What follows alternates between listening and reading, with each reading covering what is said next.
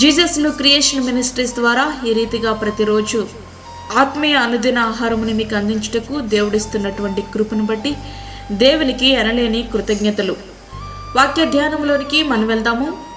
లూకాసు సువార్త 13వ అధ్యాయము 6 నుండి 9 వచనములు. ఒక మనిషిని ద్రాక్ష తోటలో అంజూరపు చెట్టు ఒకటి నాటుబడి ఉండెను. అతడు దాని పండ్లు వెదక వచ్చినప్పుడు ఏమీ దొరకలేదు గనుక అతడు, ఇదిగో 3 ఏండ్ల నుండి నేను ఈ అంజూరపు చెట్టు పండ్లు వెదక వచ్చుచున్నాను గాని ఏమీ దొరకలేదు. దీనిని నరికివేయము, దీని వలన ఈ భూమి ఎలా వ్యర్థమైపోవాలని ద్రాక్ష తోట మాలితో చెప్పాను. అయితే వాడు, అయ్యా, నేను దాని చుట్టూ త్రవ్వి ఎరువు వేయు మట్టుకు ఈ సంవత్సరము కూడా ఉండనిమ్ము, అది ఫలించినా సరి, లేని ఎడలా నరికించి వేయుమని అతనితో చెప్పాను. అంజూరపు చెట్టు తోటలో తనంతట తాను మొలకెత్తినది కాదు, అది ఫలముల కొరకు నాటబడినటువంటి చెట్టు. కానీ ఫలాలు చూస్తే శూన్యం. దానికి శ్రమ, ఎరువు, భూసారం వృధా. యజమానికి నిరాశ మిగిలింది. ఫలితం ఏమైంది అంటే నరికించడానికి సిద్ధపడడం. ప్రియ స్నేహితుడా, వాక్యం వింటున్నటువంటి ప్రియమైన దేవుని బిడ్డ, ఆ అంజూరపు చెట్టు నీవు నేనే. ఒక ప్రత్యేకమైన ఉద్దేశముతో ఈ లోకములో దేవుని ఉద్దేశాలు నెరవేర్చుట కొరకు మనము నాటబడ్డాం. దేవుని ఉద్దేశాలు నెరవేరడం లేదు, కానీ ఫలాలు లేని జీవితాలు జీవిస్తున్నాం. అదేంటి, నేను ఫలించకపోవడం ఏంటి అంటూ అనుకుంటున్నావా? నేను ఆస్తులు సంపాదించాను, అంతస్తులు కట్టాను అంటావా? అయితే అయ్యుండవచ్చు. చాలా సంతోషం. దేవుడు నీ పట్ల కలిగి ఉన్న ఉద్దేశం మాత్రం అది కాదు. కేవలం వాటి కొరకు మాత్రమే ఆయన నిన్ను నిర్మించలేదు. మరి మన జీవితాలు ఎట్లా ఉన్నాయి అంటే, జీవించుచున్నామన్న పేరు మాత్రము ఉన్నది కానీ మృతతుల్యమైన జీవితం. ప్రకటన గ్రంథము 3వ అధ్యాయము 1వ వచనం. శారీరకంగా బ్రతికి ఉన్న, ఆత్మీయంగా చచ్చిన స్థితి.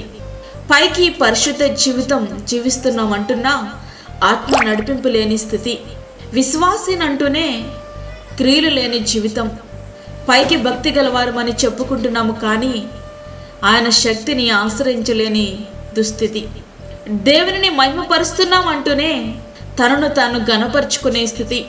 విశ్వాసులం అంటూనే దేవుని వాక్యానికి లోబడలేని స్థితి. పేరుకు మాత్రం ప్రాణం ఉంది, జీవితం మాత్రం జీవోత్సవం. ఆత్మ ఫలాలకు ఎక్కడా చోటు లేదు, శరీర కార్యాలకు లోటే లేదు, కాదు వాటికి అంతే లేదు. అయితే మంచి ఫలాలు ఫలించకపోతే మనము ప్రమాదంలో ఉన్నట్లే. ఇప్పుడే గొడ్డలి చెట్ల వేరన ఉంచబడి ఉన్నది గనుక మంచి ఫలము ఫలింపని ప్రతి చెట్టును నరకబడి అగ్నిలో వేయబడును. మత్తయి సువార్త 3వ అధ్యాయము 10వ వచనం. మంచి ఫలములు ఫలింపని ప్రతి చెట్టు నరకబడి అగ్నిలో వేయబడును. మత్తయి సువార్త 7వ అధ్యాయము 19వ వచనం. ఎవడైనను నా యందు నిలిచి ఉండినడెలా వాడు తీగ వలె బయట పారవేయబడి ఎండిపోవును. మనుషులు అట్టు వాటిని పోగు చేసి అగ్నిలో పారవేతురు, అవి కాలిపోవును. యోహాను సువార్త 15వ అధ్యాయము 6వ వచనం. అందుకే తోట యజమానిని ఆ పనివాడు ఎట్టు రీతిగా బ్రతిమాలుతున్నాడో అదేవిధంగా ప్రభువైన యేసుక్రీస్తు తన తండ్రి కుడిపార్శ్వమున కూర్చుండి మన కొరకు విజ్ఞాపన చేస్తున్నారు. ఏమని అంటే, ఇంకా కొంతకాలము సమయం ఇవ్వు. దేవుని సేవకులు వారి హృదయాలను దున్ని వాక్యమనే ఎరువును, నీటిని పెట్టి పోషిస్తారు. మారు మనసు పొందుతారు, వారి జీవితాలు ఫలిస్తాయని. శిక్ష విధించువాడెవడు? చనిపోయిన క్రీస్తు యేసే. అంతేకాదు, మృతుల్లో నుండి లేచిన వాడును, దేవుని కుడిపార్శ్వమున ఉన్నవాడును, మరొకరికి విజ్ఞాపనము చేయవాడును ఆయనే. రోమా 8వ అధ్యాయము 34వ వచనం. ఈయన తన ద్వారా దేవుని ఎద్దుకు వచ్చే వారి పక్షమున విజ్ఞాపనము చేయుటకు నిరంతరము జీవించుచున్నాడు గనుక వారిని సంపూర్ణముగా రక్షించుటకు శక్తిమంతుడై ఉన్నాడు. హెబ్రీ 7వ అధ్యాయము 25వ వచనం. నీవేమో నా పరిశుద్ధతయే నా ఆశీర్వాదమే, నా పరిశుద్ధతయే నా ఆశీర్వాదమునకు కారణమంటూ నిన్ను నీవే మోసం చేసుకుంటున్నావేమో.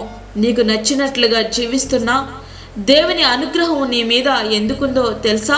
అట్లా అని అదేదో పాపము చేయడానికి దేవుడు నీకు ఇచ్చిన లైసెన్స్లో వాడుకోవద్దు. అసలు కారణం ఏమిటో తెలుసా? దేవుని అనుగ్రహము మారు మనస్సు పొందుటకు నిన్ను ప్రేరేపించుచున్నదని ఎరుగక ఆయన అనుగ్రహ ఐశ్వర్యమును, సహనమును, దీర్ఘశాంతమును తృణీకరించుదువా? రోమా 2వ అధ్యాయము 4వ వచనం. ఈ మధ్య కాలంలో కరోనా ఎన్నిసార్లు మన తలుపు తట్టి ఉంటుందో కదా.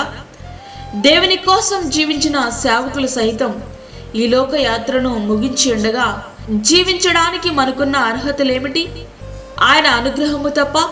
తోట యజమానిని ఆ పనివాడు ఎట్టి రీతిగా బతిమాలుతున్నాడో అదే విధంగా ప్రభువైన యేసుక్రీస్తు తండ్రి కుడిపార్శ్వమున కూర్చుండి మన కొరకు విజ్ఞాపన చేస్తున్నారు. కాబట్టే నేటికి మనము జీవించుచున్నామనేది వాస్తవం. ఎందుకు ప్రభు మన కొరకు విజ్ఞాపన చేస్తున్నారు? మారు మనసు పొందడానికి మరొక అవకాశం ఇవ్వడం కొరకు. ఆయనే విజ్ఞాపన చేయకుంటే నిత్య మరణమే శరణ్యం. వద్దు, అది ఊహలకే భయంకరం. ప్రభు నీవిచ్చిన నూతన సంవత్సరంలో ప్రభు కొరకు జీవించడానికి, ఆయన ఉద్దేశాలు మన పట్ల నెరవేరడానికి మన హృదయాలు సిద్ధపరచుకుందాం.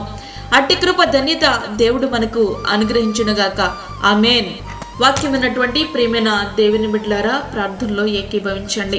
పరిశుద్ధమైన తండ్రి, ప్రేమగల యేసు ప్రభువా, నీ ప్రేమగల పాదములకు లెక్కలేని స్తుతి స్తోత్రములు చెల్లించుకుంటున్నాము తండ్రి. శ్రేష్టమైన మరొక దినం మా జీవితంలో మీరు అనుగ్రహించారు, నీకు వందనాలు. ఈ దినమంతా మాకు తోడుగుండండి. ప్రతి విధమైన శోధన, కీడు, ప్రమాదముల నుంచి మమ్మల్ని తప్పించండి. తెగుల నుండి మమ్మల్ని కాపాడండి ప్రభువా. పరిశుద్ధురా, ప్రేమగల యేసు ప్రభువా, హాస్పిటల్లో ట్రీట్మెంట్ తీసుకుంటున్న నీ బిడ్డలకు మీరు తోడుగా ఉండండి దేవా. వారిని మీరు ముట్టండి, స్వస్థపరచండి ప్రభువా. నీకు స్తోత్రములు నాయనా. అదేవిధంగా వాక్యమైన ప్రతి ఒక్కరు కూడా ఆత్మ ఫలాలు ఫలించుటకు కావలసిన కృప నీ బిడ్డలకు దయచేయండి. మా కొరకు నిరంతరము విజ్ఞాపన చేస్తున్నటువంటి దేవా, నీకు స్తోత్రములు చెల్లించుకుంటున్నాము తండ్రి. నానా బలహీనులను బలపరచండి. గర్భిణీ స్త్రీలను, చంటి బిడ్డలను, వృద్ధులను మీరు జ్ఞాపకం చేసుకోనండి. వారికి కావాల్సిన నీ కృపను వారికి దయచేయండి. దూరదేశంలో ఉండే వాక్యం అంటున్న నీ బిడ్డలందరికీ నీ కాపుదల దయచేయండి. ప్రార్థనలు ఏకీభవిస్తున్న ప్రతి ఒక్క బిడ్డను మీరు దర్శించండి. వారికి ఏది అవసరమైనదో సమస్తమును నీ నామములో నీ చిత్తము చొప్పున మీరు జరిగించి, మాకు కాదు యెహోవా, మాకు కాదు, సమస్తమై మా ప్రభావం మీకు ఆరోపించుకుంటూ యేసు పరిశుద్ధ నామమును అడిగి వేడుకుంటున్నాము తండ్రి. ఆమేన్. ఈ యొక్క వర్తమానములు మీ బంధువులకు, మీ స్నేహితులకు షేర్ చేయండి. దేవుని పనిలో మీరు కూడా పాలిభాగస్తులు కండి. అదేవిధంగా మీ ప్రార్థన అవసరతలు మాకు తెలియచేయండి. మా ఫోన్ నంబర్ 9177377559. దేవుడు మిమ్మును మీ కుటుంబమును దీవించునుగాక. ఆమేన్. దేవుని సేవలో మీ సహోదరి అన్నామణి సాల్మన్. ఫ్రెండ్స్, మరిన్ని వీడియోస్ కొరకు మా ఛానల్ని సబ్స్క్రైబ్ చేయండి, షేర్ చేయండి, లైక్ చేయండి. దేవుడు మిమ్మల్ని దీవించునుగాక. ఆమేన్.